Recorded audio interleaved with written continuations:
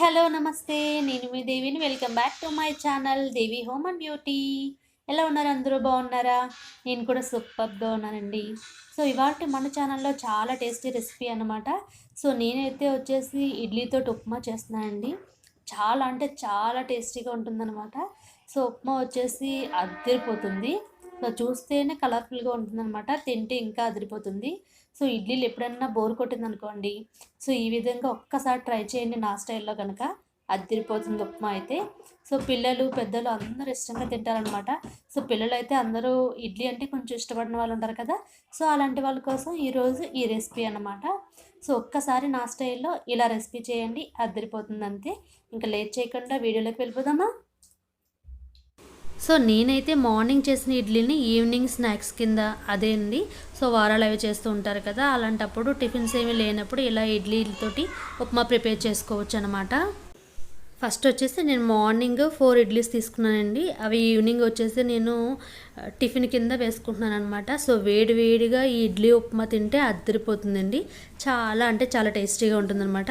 So evening ఎప్పుడన్నా bore కొట్టినప్పుడు ఇలా ఒకసారి ఇడ్లీలు ఏమైనా మిగిలితే చేసుకోండి.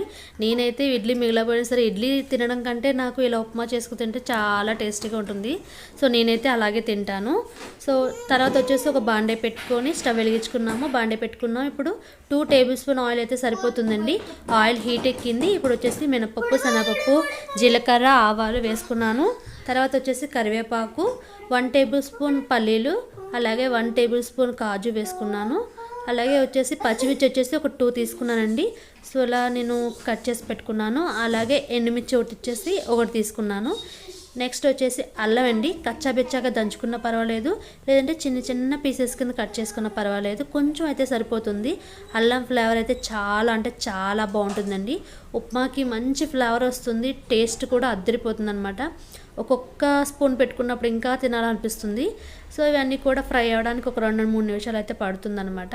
సో కలుపుతూ ఉంటే చక్కగా అన్నీ కూడా బాగా ఫ్రై అవుతాయి. పల్లీలు అలాగే కాజు అన్నీ కూడా మంచిగా ఫ్రై అవుతాయి అన్నమాట. సో అన్నీ 2 మినిట్స్ తర్వాత మనకి చక్కగా ఫ్రై అయిన తర్వాత ముందుగా మనం ఇడ్లీని ఇలా స్మాష్ చేసి పెట్టుకోవాలండి.